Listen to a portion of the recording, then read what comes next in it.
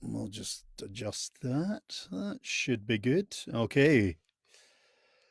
Right, we're just waiting on approval now, and then we shall kick off. I think everything sounds okay. Everything's good volume. If you can hear me already, just give me a thumbs up while we wait on our wonderful admin to approve us. Probably should learn a song and dance number for this moment, which is completely nothing to do with what I'm doing. So just waiting.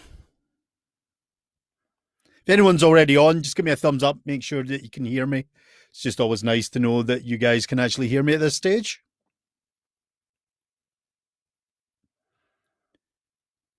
Oh, you know what? The admin are discussing wine glasses again.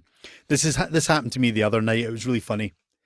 They they actually apologized because they were discussing wine glasses and didn't notice. So we'll just give it another couple of minutes. Yay, there we go. Thanks, admin. You guys are wonderful. Hopefully you are discussing wine glasses full of wine. Okay, folks, my name's Callum Lycan. I am Callum Lycan Storytelling, a professional Scottish storyteller, now living in Calgary, Alberta. If you can hear me, just give me a wee thumbs up. Let me know who's here. Say hello. It's always nice. Oh, welcome back. Thank you. Thank you, Nicole. That's lovely of you. It's always nice to know who's listening and watching. So do please just put a wee comment in there. We are on the Socially Distant Fest. Absolutely amazing. I've been doing posts about this place to loads of people and trying to get other performers on and letting the general public know that this exists, because I think this is an amazing thing that's been set up for performers like myself, because of course we are in the horrible time of COVID, and that means a lot of the performers, a lot of people that are used to doing live events are now sitting at home trying to figure out what to do with themselves. I'm very fortunate. I have my little home recording studio, so I can at least kind of still keep doing a lot of stuff like this and have fun and keep telling stories. However, Deirdre, thank you very much for letting me know you're there. However, that's another important thing. You know, there's a lot of people on here doing performance, telling stories, singing songs, playing instruments, trying to entertain one and all. And of course, they're not making any money. So every performer has a wee tip jar. So please do bear that in mind. A couple of dollars here and there to your favorite performers makes all the difference for us. We appreciate your love and your admiration and your well, everything basically. You know, following us on Facebook, all my links are there. But you know, buying us a cup of coffee is also a lovely way, or in my case, a wee dram of whiskey is always a lovely way of just letting us know that you enjoyed what we do. And I actually am offering a wee bonus, because this is a cheeky one, but do you know what? I've got this wonderful CD out called Callum Lycan's Scottish Bedtime Stories. And basically, I have all these lovely little download cards for the CD. My camera's not focusing on that properly. Sadly, I'm completely out of physical CDs, but I have download cards. And I made a promise last night, and I'm going to keep doing it. Anybody who generously, if they enjoy the stories that I've told now and in the future and tonight, if you enjoy it and you donate into the tip jar anything over from $15 up, I will send you a copy of the code for the download card and instructions how to access 72 minutes roughly of gruesome and grisly Scottish stories. These are not for the faint heart. They're not for the kids. These are pretty dark and fun little tales. So anything over $15, and make sure your email is connected to that donation so that I can get in touch with you and send you the relevant information, and you can enjoy me. Well, basically take me home. Hey, there you go. I bet you don't get many Scotsmen making that offer to you. But tonight, I thought I would just come on and tell you a wee ghost story. One of the themes that you may notice a lot of my tales are focused around the city of Edinburgh. And the reason for that is simply that's where I was a ghost tour guide. That's where I learned the craft of storytelling. I served an apprenticeship in storytelling in Edinburgh. So a lot of my stories have that fabulous connection to that just glorious little city. Now, this is a very old ghost story, and I have some very interesting experience with this particular story through doing the walking tours. You see, Edinburgh is a very intriguing little city. People say many things about it, it's got cities under the city, subterranean cities, and that's not true. That's the first thing I will tell you. There is something known as the Underground City, which is a series of subterranean vaults and caverns in one of the bridge networks. But that's the only underground city we have. And I used to actually do tours in there. That's a story for another time, though.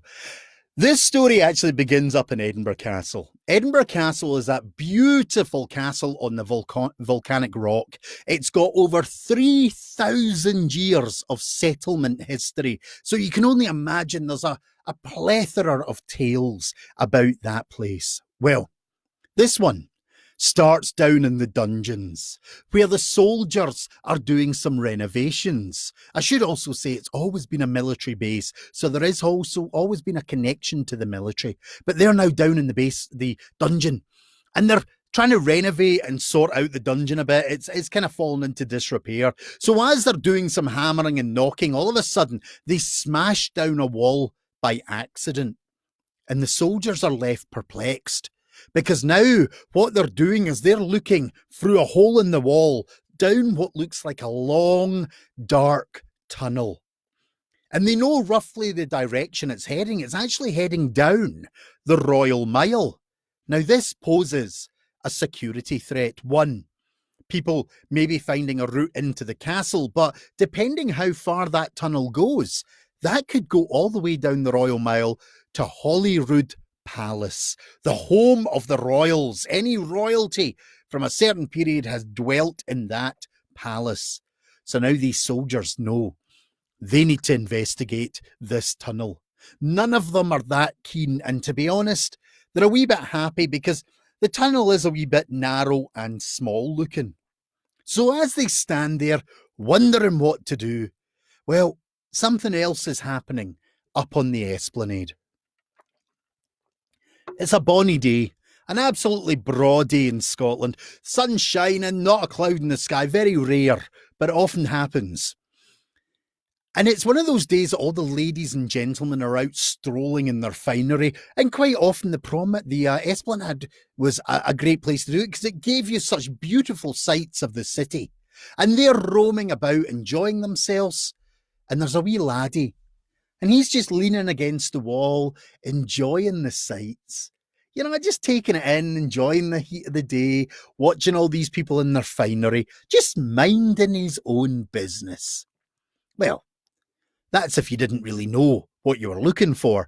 Because although he was minding his own business, he still kept an awfully wary eye, and he kept focusing on various people and checking things out, because that young lad was there for a purpose. He was there to pick a pocket. He was looking to make some extra money because he was a street boy. He lived out in the streets, wild and free, but he needed to steal for some coin. And as he's walking, looking for that bulge in the pocket, looking for a keychain or a watch chain hanging loose, he sees it. There's a man's pocketbook, and it's hanging out the pocket. He's not put it in properly. Just the perfect thing to pick. So the young lad starts to walk behind the man. He starts to match his pace. He starts to get ready as his hand slowly creeps out, and he's about to take the pocketbook when all of a sudden a vice-like grip catches his wrist, and the young laddie looks up into the eyes of one of the soldiers. They had been watching him. And now this wee laddie's dragged across the esplanade, dragged into the castle. Down he goes into the dungeons, where he's thrown in one of the cells and told he'll rot there till Monday. And no doubt he'll be up in front of the judge, and it'll be the noose for his neck. Well, it's only a wee laddie, so this is devastating. He doesn't want his life to end so early. So all he does is he sits down and he starts to bawl. But the soldiers that are looking down this dark tunnel have been paying attention to this. And they realise that here is an opportunity for them. So one of them goes and speaks to the boy, and he makes him a proposition. He can either walk down this dark tunnel and tell us exactly where it goes, Or you can stay in the cell till Monday and it'll be a quick drop and a short stop for you. I think that's the right order. Well, this wee laddie doesn't like the idea of either of them, but you know what? The idea of death outweighs the fear of the dark. So he agrees to do this. They hand him a flaming torch and he's about to step into the tunnel when it dawns on them. How are we going to know where he is? And that's when one of the soldiers comes up with a great idea. He disappears for a minute or two and comes back with a simple wee drum. And the idea is this. The young lad is to walk down into the dark. Every so often he needs to stop and just go dum, dum, dum, dum, dum, dum on that drum so they know where he is. And now the plan is set and away he goes. And the soldiers watch and watch, and they watch the outline of the boy, highlighted by the torch, disappear down the corridor until all of a sudden he vanishes.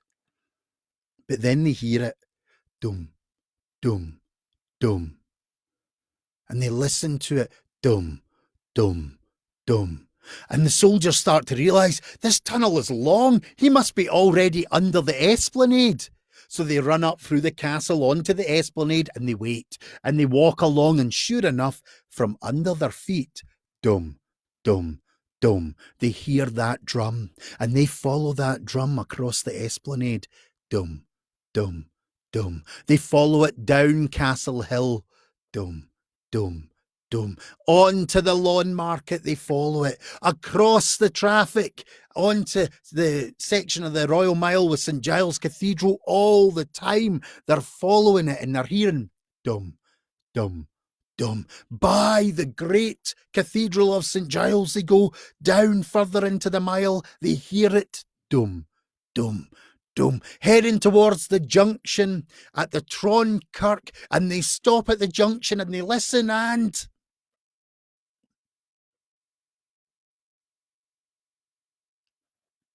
nothing. They hear nothing. They think to themselves, wait, maybe it's just too much noise, and they keep listening. And nothing. They slowly start to backtrack to where they last heard it, and they stop and they listen. And nothing. They wait. And still nothing. They think, well, maybe the tunnel turned. So they kind of spread out a wee bit just in case. All the time listening intently. And nothing. Maybe he's actually weaving down some of these wee closes and winds. So they spread out up and down the slopes of the Royal Mile listening. And nothing. For hours and hours, the soldiers desperately searched, listening, hoping, praying to hear that little drum beat. And nothing. And after many an hour has passed, they realise there's only one thing left to do. With heavy heart, they walk back up to the castle. They go into the storeroom and grab mortar. The brick is already in the dungeon. They head back in there and they start to mix it, and what bit by bit, brick by brick, they seal up that hole that they made, forever closing off that tunnel to the world. But more importantly, forever sealing that young laddie in the dark underground tunnel of Edinburgh forever. Now, this story is an old story from Edinburgh, but there is definitely some truth to it. You see, the amount of people that report strange and interesting things in Edinburgh is it's possibly one of the most haunted environments you can imagine. But the Little Drummer Boy of Edinburgh has its very unique way of letting you know he's there. If you happen to head down the Royal Mile late at night and it's cold and dark and there's very little traffic, you might be very lucky as you're heading down those cobbled streets to hear something unusual, to hear something faint. And you might look around wondering if it's someone from one of the windows in the houses, but it's not. Because if you actually pay attention, you'll realise coming from under your feet, there is the occasional dum, dum, dum, dum, dum, dum. And me personally, I've also experienced the Little Drummer Boy.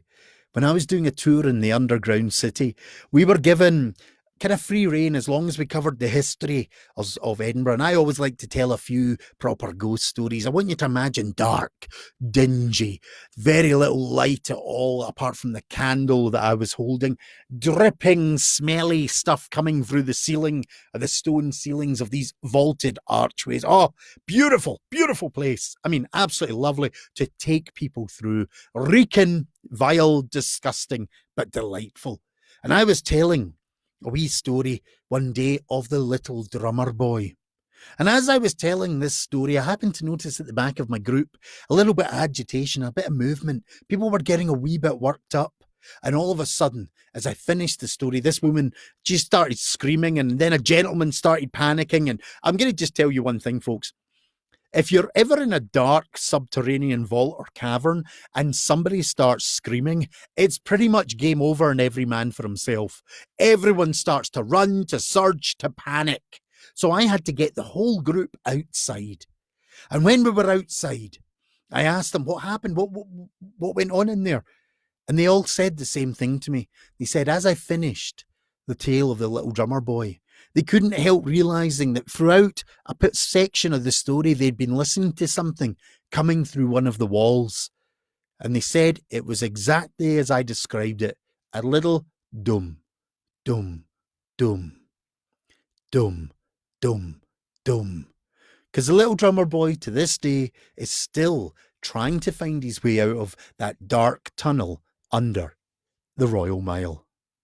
So, ladies and gentlemen, if you ever go to Edinburgh, do pin your ears to the roads. Make sure no cars are coming. But if you're lucky, you will hear the Little Drummer Boy, or even maybe see one of the many other supernatural experiences people document regularly in the city of Edinburgh. But my name is Callum Lycan. I am a Scottish storyteller. I want to thank you again for joining me to listen to this story. This one's a bit of a shorter one tonight. It's been a hectic day. You know, we're all living in the time of COVID. Today I had to do chores. I mean, honestly, I'm not suited for chores. But folks, do enjoy. There will be more stories coming every day. I will be posting new stories every day. If you do enjoy the stories, do remember there is a wee tip jar there. Anyone who donates over $15 does get a copy of Callum Lycan's Scottish Bedtime Stories, Gruesome and Grisly Scottish Tales, not for the faint of heart. Basically about 72 minutes worth of dark, historical, fun, gruesome Scottish stories. So anyone who donates over $15, do remember to add your email so I can get in touch with you and send you the download information so you have access to that. Thank you very much for joining me. It's been a pleasure. I'll see you all tomorrow.